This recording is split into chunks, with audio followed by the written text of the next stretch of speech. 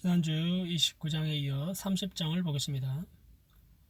하루 한 장을 새벽 기도로 해서 하면 금방 성경이 읽고 이렇게 묵상하는데 끝이 날 수 있을 것 같은데, 또 다른 책으로 넘어갈 것 같은데, 아니면 두 장을 다루면 좀 더 스피디하게 갈 수도 있을 것 같기도 하죠. 근데 일단은 제가 먼저 한 장 한 장을 소화를 해야 하기 때문에 한 장씩 이렇게 하고 있습니다. 저도 사실 눈으로 성경을 후딱 읽었지 한 절 한 절 의미를 생각하고 읽게 되는 것은 여러분과 함께 하기 때문에 가능한 것 같아요. 신약은 장로님이 시작하셨고 큐티 만나도 목사님이 쭉 하고 계시고 다른 또 만나들이 있죠. 다 참여하고 싶지만 개인마다 다 사정이 다르긴 하겠죠. 영의 양식을 잘 공급받아서 건강한 힘있는 개인이 되어지고 교회가 되어지길 소원합니다. 30장 1절입니다.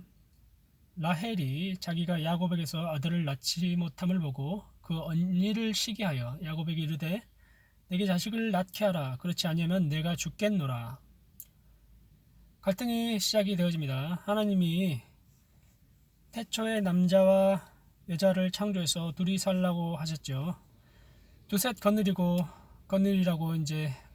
살다 보니까 벌써 탈이 나기 시작합니다. 성경의 인물도 그렇게 살았으니 나도 여럿 거느려도 되겠네, 하나님이 봐주시는 거 아닌가 라고 생각한다면 큰 착각이 되겠습니다. 죄는 반드시 대가를 치르게 되어집니다. 신약에 와서 이제 보면은 간음하는 자, 남색하는 자, 하나님 나라를 유업으로 받지 못한다고 기록되어 있지 않습니까? 원인은 애를 낳고 자기를 못 낳으니 시기가 시작되는데요. 사람의 마음속에 다 가지고 있는 죄성이지요. 쟤는 잘 되는데 왜 나는 이래 비교하고 자꾸 의식하고요.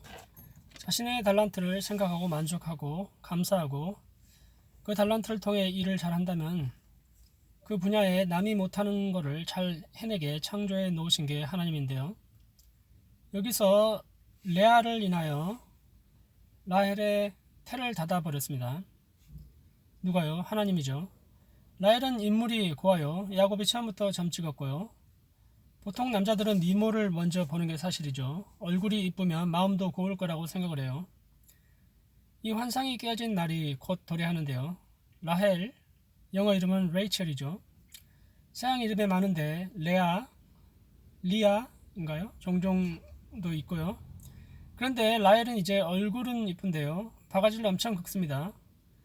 자기 뜻대로 뭐가 안되면 인물은 고운데 인물값, 꼴값을 합니다. 야곱에게 보채기를 내가 자식을 낳게 하라고, 안 그러면 콱 죽어버릴 거니까. 우리가 싸우다 보면 말을 함부로 할 때가 있는데 혀의 권세가 있으므로 굉장히 조심해야 합니다. 라헬은 실제로 베냐민을 낳다가 죽습니다. 그래서 우린 악은 어떤 모양으로도 버리라고 성경은 말씀하죠. 혀를 잘 길들여야 할 필요가 있습니다. 수치스러움을 느낀 라헬은 극단적인 선택까지 불사하겠다고 합니다. 이렇게 살아봐야 죽는 게 낫다 이거죠. 많은 기독교인이라 하는 사람들조차 자살을 한 경우가 있습니다. 지옥 가나요? 천국 가나요? 여러 견해가 있지요. 가봐야 알겠습니다. 어떤 분은 죽기까지 마귀의 음성에 순종했으니 지옥 갈 거다. 우울증은 대개 마귀가 들어가서 그렇다. 그럴 수도 있겠죠. 그런데 현실은요, 믿음 좋다는 야곱의 사모님도 우울증이 있었다니까요. 죽어버리겠다고 하고 있어요. 복음주의 계열에서는 보통 우울증이나 이런 현상들이 영적으로 건강하지 못하기 때문에 그렇다. 크리스찬은 항상 밝아야지 하는데, 반면 카톨릭이나 다른 전통적 해석은 우울증은 하나님과 만나는 가장 가까이 갈 수 있게 하는 축복의 통로다라고 주장하는 경우도 있고요. 글쎄요, 그 과정이 하나님께 오게 했다면 그게 축복이다라는 것에 동의합니다. 그게 바로 신앙의 성숙으로 이끌었다면요, 그 우울증이라는 그 자체가. 2절부터 부부싸움이 시작됩니다. 야곱이 버럭성을 냅니다. 그대를 임신하게 못하게 하신 이는 하나님이시니 내가 하나님을 대신하리요. 맞는 말이죠. 맞는 말이지만 도움이 안 됩니다. 자녀가 없으면 없는 대로, 있으면 있는 대로 결혼을 안 하는 것도 하는 것도 다 잘하는 거 아닙니까? 거기서 있는 자리에서 감사를 해야죠. 감사함으로 너희 구할 것을 아뢰라. 그렇죠. 저희는 아들이 하나인데요. 둘째는 자연적으로다가 안 생겨요. 현대 와서 인공적인 방법으로 시술을 해서 안 생기게도 하죠. 생겨도 감사하지만 안 생겨도 감사해요. 하나님의 특별한 계획 속에 있고 그걸 믿기 때문입니다. 징징거리고 달라고 보채일 이유가 없지요. 존 파이퍼라는 목사님은 이 산하 제한에 관해서 성경학적 해석을 하시는데요. 글쎄요, 적용하기 나름이겠지만 자녀가 한둘만 있다면 빨리 키우고 우리 기독교인들이 선교지로 멀리 갈 수 있다, 뭐 그런 긍정적인 해석을 하고 있더라고요. 실버 선교사라고 전에 신문에 은퇴 후에 선교하는 분들이 있다고 하는데 실버가 되기 전에 더 빨리 갈 수 있다는 거죠. 자녀가 많이 있으면 또 거기서 벌써 유년주일학교서부터 중고등부, 청년까지 큰 부흥이 있겠죠. 동의하십니까? 3절입니다. 라헬이 이르되 내 여종 비라에게로 들어가라. 그가 아들을 낳아 내 무릎에 두리니 그러면 나도 그로 말미암아 자식을 얻겠노라 하고. 4절 그의 시녀 빌하를 남편에게로 아내로 주매 야곱이 그에게로 들어갔더니 비라가 임신하여 야곱에게 아들을 낳은지라. 그때 당시 전통의 큰 사회적인 악은 아닌 걸로 간주가 되겠죠. 우리도 조선시대에 시바지 이런 말들이 있잖아요. 영화 제목인가요?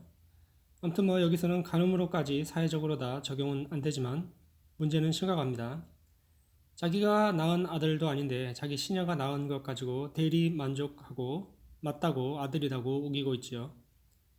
그래서 6절에 하나님이 자기 호소를 듣고 억울함을 푸셨다고 하지요. 아전인수격 해석이 되겠습니다. 이처럼 레아부터 해서 아들을 낳기 시작하죠. 아들마다 다 이름의 뜻이 자기네 현실을 반영한 이름을 지었습니다. 르우벤 첫째 뜻은 보라 아들이다. 시므온 둘째는 들으셨다 하나님이. 셋째로 레이, 유다, 단, 납달리, 갓, 아셀, 이사갈, 스불론, 요셉, 베냐민 아들들이 쭉 나오고 딸이 한 명 있는데 디나입니다. 야곱은 첩을 포함 아내가 4명이었네요. 라헬은 언니와 경쟁을 하듯 애를 낳아가는 경쟁을 벌입니다. 좀 유치해 보이는데요. 그 유치함을요, 불필요한 경쟁을 때론 우리나 자신이 하고 있지 않은지 봐야 합니다. 내 안에 시기함, 질투함, 그리고 분노, 이 모든 걸 예수께 내려놓고 수고하고 무거운 짐을 다 내려놓고 주님만이 내 삶의 주인 되도록 하면 좋겠습니다. 15절 가서 이제 합한 채 공동 번역에서는 자기나무 또는 흰독 말풀이라는 뜻으로 번역이 됐는데 향기가 강하게 나고 그 뿌리는 마약제로 쓰인다고 합니다. 고대 세계에서 이 식물은 임신의 촉진제로 여겨졌다고 하는데요. 되게 믿거나 말거나죠. 라헬은 그게 자신의 불임을 치료할 수 있을 거라고 생각했죠. 그런데 합한 채 아무리 먹어도 안 될 사람은 안 되고요. 그거 안 먹어도 될 사람은 되는 거죠. 생명의 주관자, 만물의 주관자는 하나님이심을 보여주는 것이기도 합니다. 결국에 하나님이 라헬을 보니 너무 딱해 보이죠. 그래서 하나님이 아들을 주셨는데 친히 주셨죠. 그 유명한 요셉이 나오게 됩니다. 모든 일이 되고 안 되고가 주인에게 있으니 주인의 잔치에 우린 참여해야 할 줄 믿습니다. 25절부터 야곱과 라반의 이야기가 다시 전개되는데 여기서 더 분명하게 나타납니다. 그래서 우린 뭐가 좀 안 된다고 실망할 이유도 없고 뭐가 좀 된다고 우쭐할 이유도 없습니다. 전능하신 하나님이 나와 관계가 됐냐 안 됐냐 그게 더 중요한 문제인 것입니다. 그 어떤 복을 가로채려는 적이 있어도 누가 전능자를 대적하겠습니까? 야곱은 외삼촌에게 청하기를 이제 있을 만큼 있었으니 고향 땅으로 돌려보내달라고 요청을 합니다. 사실 그게 예의죠. 어디서 죽다 살아난 사람 살려놨는데 오갈 데 없는 사람 살려놨는데 아무리 외삼촌이 자기 이득을 챙기려고 하거늘 야곱은 삼촌에게 은혜를 입은 것만은 틀림이 없는데 삼촌이 좀 여기서는 심한 케이스긴 하죠. 그러나 세상이 다 알고요. 하나님이 알고요. 하지만 사실 야곱도 얻은 게 많아요. 아내를 얻었고 빈손으로 왔었는데 뭐 좀 가져갈 것도 있고 삼촌은 또 야곱으로 인해 복을 받았다는 걸 인정을 합니다. 삼촌은 야곱이 남아있는 편이 낫죠. 또 제안을 해요. 욕심이 한도 끝도 없습니다. 그러나 야곱은 이제 가야 합니다. 자신도 독립을 해야죠. 이것은 비단 야곱의 결정이 아니라 다음 장에 보면 하나님의 명령이었죠. 이 사건을 두고 이스라엘 백성의 출애굽 사건을 예표한다고 얘기하기도 하는데 이렇게 보면 외삼촌이 삼촌이 아닌 게 되나요? 원수? 그러나 이 모든 사건들은 야곱을 야곱되게 하고 야곱을 단련시키고 연단을 시켰다고 봅니다. 직장에서 학교에서 원수가 행하는 윗사람이 있습니까? 나를 단련시키고 강하게 하는 도구를 주님이 친히 보내셨다고 생각하면요. 그러면 쉽습니다. 성경에 많은 사람들이 위대하게 된 게 바로 이 괴롭히는 사람들 때문이었습니다. 사실은 고마워할 일이고 원수를 사랑해야 합니다. 기도해줘야 합니다. 결국에는 주님이 승리로 이끌게 때문이죠. 잠깐 인내하면 되고요. 그 원수 또한 회개할 기회를 줘야 하죠. 라반이 또 그렇게 나오니까 야곱은 하는 수 없죠. 못 가게 하니까 손해보는 듯한 이익이 전혀 안 될 듯한 것을 삼촌에게 제안을 하면서 그럼 자기 몫을 조금이나마 주라고 양과 염소 중에 거의 나올 법하지 않는 돌연변이 양 중에 점 있는 것, 염소 중에 얼룩무늬 있는 것 이런 것 희귀한 것 몇 안 되는 것만 좀 달라고 합니다. 그것마저 삼촌은 자기 아들들한테 줘버리는 극단적인 욕심을 부리죠. 그러나 하나님은 위에서 지켜보시고 이 약한 행태를 다 아시죠. 그래서 악인은 오래가지 못합니다. 결국에는 십자가를 지는 편이 승리를 가져옵니다. 결과는 이제 어떻습니까? 야곱이 치는 양이 새끼를 낳는데 39절입니다. 가지 앞에서 새끼를 뱀으로 얼룩얼룩한 것과 점이 있고 아롱진 것을 낳은지라. 결국에 주님의 간섭함과 역사함으로 기적적인 일들이 일어나죠. 세상은 속이고 짓밟고 올라가는 원리지만 주님의 손길은 항상 의인에게 향하기 때문에 안 되는 것 같고 속는 것 같고 바보 같아 보이는데 승리한다는 겁니다. 이제 주님이 우리에게 바라시는 세상을 향한 이게 바로 주님이 바라시는 싸움인 것입니다. 세상에 가서 큰 소리치고 먼지 일으키고 하지 말고 그저 십자가를 지고 그리스도 예수 향기를 바랄 때 주님이 일하시겠다는 것을 보아야 할 줄 믿습니다. 잘 안 되죠. 저도 잠깐 사회 경험들을 해봤지만 당장 맞받아치고 큰 소리부터 치지요. 십자가가 잘 안 져져요. 십자가가 아니면 이길 수 없는데 말이죠.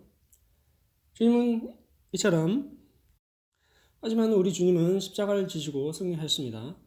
그때야 비로소 되어지기 때문에요.